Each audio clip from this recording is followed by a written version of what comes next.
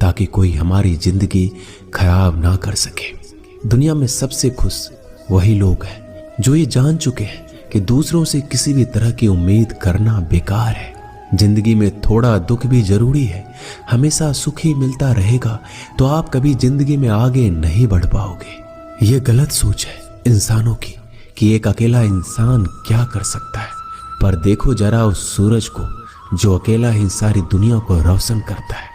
भाग्यशाली वो नहीं होते जिन्हें सब कुछ अच्छा मिलता है, बल्कि भाग्यशाली वो होते हैं जिन्हें कुछ भी मिलता है उसे वो अच्छा बना लेते हैं। गीता में लिखा है, जब इंसान की जरूरत बदल जाती है तब उसके बात करने का तरीका भी बदल जाता है। फायदा सबसे गिरी हुई चीज है। लोग उठाता वो है जो शिकायत बार बार करता है, और जीतता वो है जो कोशिश 1000 बार करता है। जिस इंसान को हम बेहद प्यार करते हैं वही इंसान हमारा सबसे ज्यादा फायदा उठाता है, क्योंकि वो इंसान जानता है कि हमारी कमजोरी क्या है। इतने समझदार बनो कि किसी को माफ कर दो, लेकिन इतने बेवकूफ मत बनो कि धोखा देने वाले पर दोबारा विश्वास कर बैठो। उम्मीद मत छोड़ना, कल का दिन आज से बेहतर होगा। जिंदगी में उस लेवल तक पहुंच जाओ कि लोग आपको खोकर पछताए। जीवन में कभी भी किसी से अपनी तुलना मत कीजिए। आप जैसे हो सर्वश्रेष्ठ हो, क्योंकि ईश्वर की हर एक रचना सर्वोत्तम होती है। खुद को किसी से कम समझना ईश्वर की रचना का अपमान है। इंसान का मन ही उसका सबसे बड़ा दुश्मन और उसका सबसे बड़ा दोस्त होता है। यदि मन आपसे जीतता है तो आपका दुश्मन बन जाता है, और यदि आप मन से जीतते हो तो आपका सच्चा दोस्त बन जाता है। यदि कोई आपको नजरअंदाज करे तो बुरा मत मानना, क्योंकि लोग अक्सर अपनी हैसियत के हिसाब से चीजों को नजरअंदाज करते हैं। उन लोगों के पीछे कभी मत भागना जिन लोगों को आपकी कोई परवाह नहीं। श्री कृष्ण कहते हैं, गलती हर इंसान से होती है, लेकिन गलतियां सुधारता वही इंसान है जो दिल का साफ होता है और रिश्तों को खोना नहीं चाहता।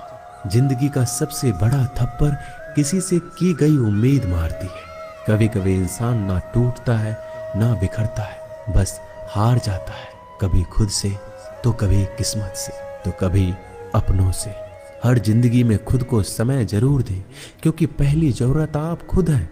याद रखना कि जरूरत से ज्यादा अच्छे बनोगे तो जरूरत से ज्यादा इस्तेमाल किए जाओगे। रिश्ते चाहे कितने भी बुरे हो उन्हें कभी मत तोड़ना, क्योंकि गंदा पानी प्यास बुझाने के काम नहीं आता, पर आग बुझाने के काम जरूर आता है। जमाना जब भी मुश्किलों में डाल देता है तो परमात्मा निकाल ही देता है। विश्वास करने वाले से ज्यादा बेवकूफ विश्वास को तोड़ने वाला होता है, क्योंकि वह सिर्फ एक छोटे से स्वार्थ के लिए एक अच्छे इंसान को खो देता है। भलाई करते रहो पानी की तरह, बुराई खुद ही किनारे लग जाएगी कचरे की तरह। जब कोई समझे नहीं तो उसे समझाने की जरूरत ही क्या है। जब कोई माने नहीं तो उसे बताने की जरूरत ही क्या है। सच्चे दिल से किसी जरूरतमंद की मदद करके तो देखो। अगर दिल को सुकून ना मिले तो कहना, जिसे जाना है उसे जाने दो। अगर वो आज रुक भी गया तो कल चला जाएगा।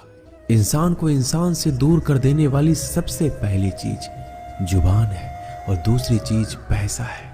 जिन्हें सपना देखना अच्छा लगता है उनकी रात छोटी पड़ जाती है, और जिन्हें सपने पूरा करना अच्छा लगता है उनके दिन छोटे पड़ जाते हैं।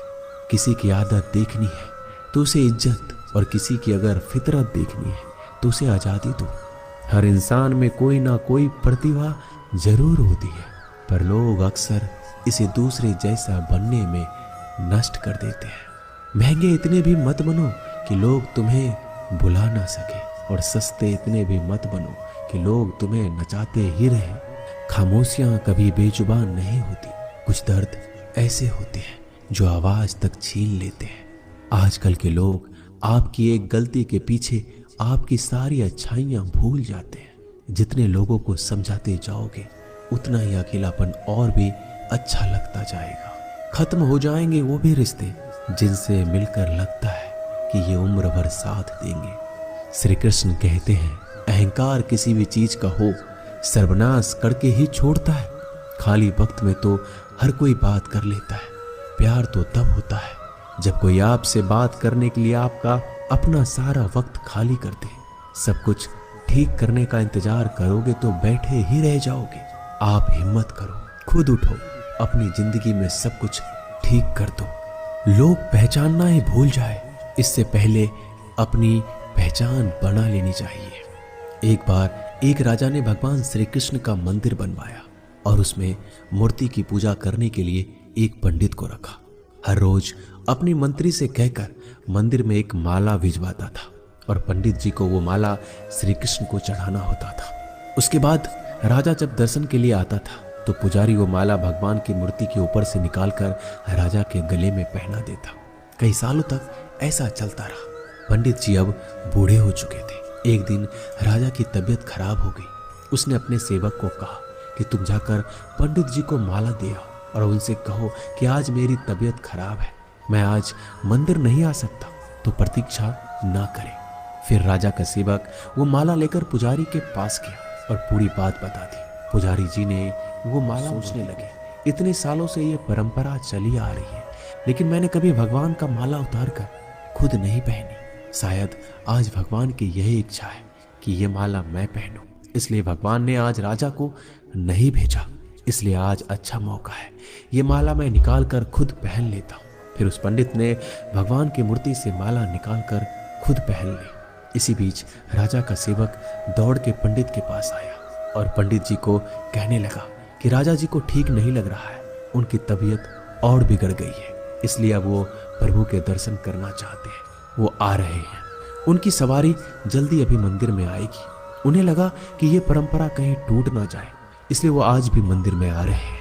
जब पंडित जी को इस बात का पता चला तो उन्होंने फटाफट माला अपने गले से उतारी और जाकर फिर से भगवान की मूर्ति को चढ़ा दी। फिर कुछ देर बाद राजा वहां आए और रोज की तरह पंडित जी ने भगवान के ऊपर से माला निकाली और राजा को पहना दी।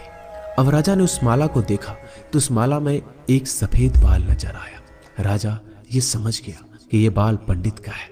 राजा ने पुजारी से पूछा, क्या ये माला आपने पहनी थी? इसमें सफेद बाल कहां से आया? यह सुनकर पुजारी जी घबरा गए। उन्हें लगा अगर मैं सत्य बता दूं तो राजा मुझे दंड देंगे, इसलिए वह पुजारी ने कहा, यह बाल तो श्री कृष्ण का है। राजा को सुनकर बहुत ही गुस्सा आया। उसने कहा, तुम झूठ बोल रहे हो, भगवान के बाल सफेद कब से होने लगे? राजा ने कहा, मैं फिर कल आऊंगा और श्रृंगार के समय देखूंगा कि उनके बाल सफेद हैं या काले। अगर बाल काले निकले और सफेद नहीं निकले तो आपको कल ही मृत्यु दंड दिया जाएगा, क्योंकि आपने मुझसे झूठ बोला है। राजा ये कहकर वहां से चला गया। इधर पुजारी भगवान के चरणों में गिरकर रोने लगे कि हे प्रभु, मुझे माफ कर दीजिए, मैं लोभ में आ गया था, मुझे लगा मुझे ये माला पहन लेनी चाहिए, मुझे बचा लीजिए, नहीं तो कल राजा मुझे मार देगा। वो पुजारी पूरी रात भगवान के चरणों में गिरकर रोने लगा, विनती करने लगा कि प्रभु मुझे बचा लीजिए। अगली सुबह राजा मंदिर पहुंचा। राजा ने भगवान की मूर्ति के ऊपर से मुकुट निकाला और उनके बाल देखे। राजा चौंक गया क्योंकि भगवान की मूर्ति के ऊपर सफेद बाल थे। राजा ने सोचा ये पुजारी की कोई चाल है, इसने मौत की सजा से बचने के लिए भगवान के बाल सफेद कर दिए हैं। राजा यह बाल असली या नकली इसकी जांच करने के लिए बाल तोड़ने लगा। जैसे राजा ने कुछ बाल तोड़े तो मूर्ति में से खून की धारा बहने लगी। राजा भगवान के चरणों में गिर गए और क्षमा मांगने लगा, कहा, मुझे माफ कर दीजिए। तभी मूर्ति से एक आवाज आई, राजा, तूने सिर्फ मुझे मूर्ति माना, इसलिए मैं तुम्हारे लिए सिर्फ एक मूर्ति हूं। लेकिन पुजारी ने मूर्ति में साक्षात भगवान देखा, इसलिए मुझे मेरे भक्त की रक्षा करने के लिए मेरे बाल सफेद करने पड़े और खून की धारा बहानी पड़ी, ताकि मैं समझा पाऊं कि जहां भाव है वहां भगवान है। अगर आप वाकई में भगवान का स्मरण करते हैं, उन्हें देखना चाहते हैं, तो आपके अंदर सिर्फ भाव होना चाहिए। ये एक छोटी सी कहानी हमें शिक्षा देती है कि भगवान के आशीर्वाद के सिवा